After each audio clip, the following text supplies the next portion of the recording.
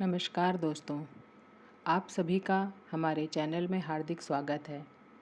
आज हम आपको सुनाने जा रहे हैं भगवान हनुमान जी के जन्म की वह दिव्य कथा जिसे सुनकर मन श्रद्धा से भर जाता है और आंखें भक्ति में नम हो जाती हैं।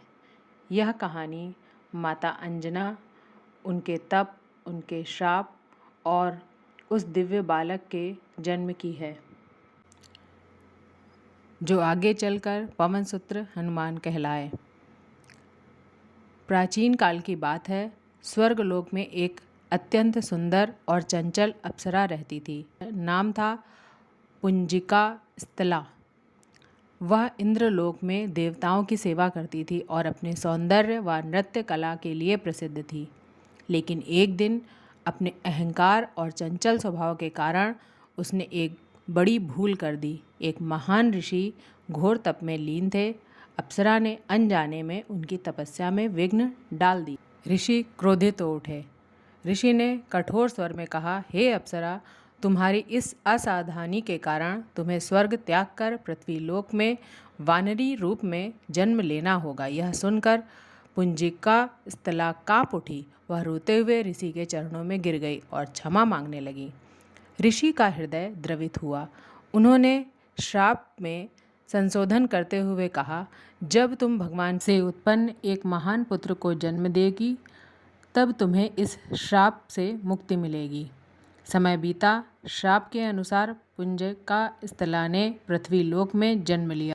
उन्होंने वनराज केसरी से विवाह किया और वे माता अंजना अत्यंत परिपक्वता, धार्मिक और भक्तिमय थीं।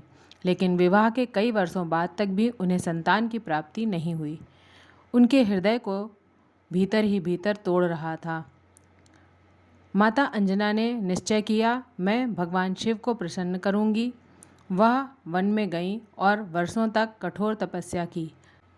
दिन रात ओम नमः शिवाय का जाप करती रहीं। उनकी तपस्या से देवलोक भी कांप उठा। इस समय अयोध्या में राजा दशरथ ने पुत्र कामेष्ठी यज्ञ करवाया। यज्ञ से दिव्य खीर प्रकट हुई। भगवान शिव ने अपने अंश को उसी में स्थापित किया।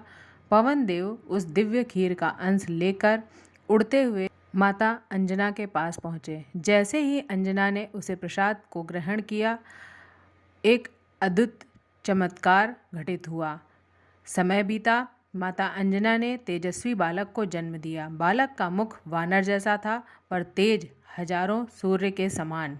आकाश से देवताओं ने पुष्प बरसाए। भगवान शिव ने घोषणा की, यह बालक मेरा अंश है। यह पृथ्वी पर धर्म की रक्षा करेगा। पवन देव के कारण यही बालक पवनपुत्र कहलाए। आगे चलकर इन्हीं को हनुमान जी के रूप में पूजा जाने लगा। हनुमान जी के जन्म के साथ ही माता अंजना का श्राप समाप्त हुआ और वे अपने दिव्य रूप में लौट गईं। भगवान शिव ने उन्हें वरदान दिया कि तुम सदैव हनुमान जी की माता के रूप में पूजी जाओगी। माता अंजना स्वर्गलोक प्रस्थान कर गईं। कथा आपको अच्छी लगी हो तो प्लीज़ चैनल को लाइक करें, सब्सक्राइब करें और शेयर करें। जय बजरंग बली। जय श्री राम।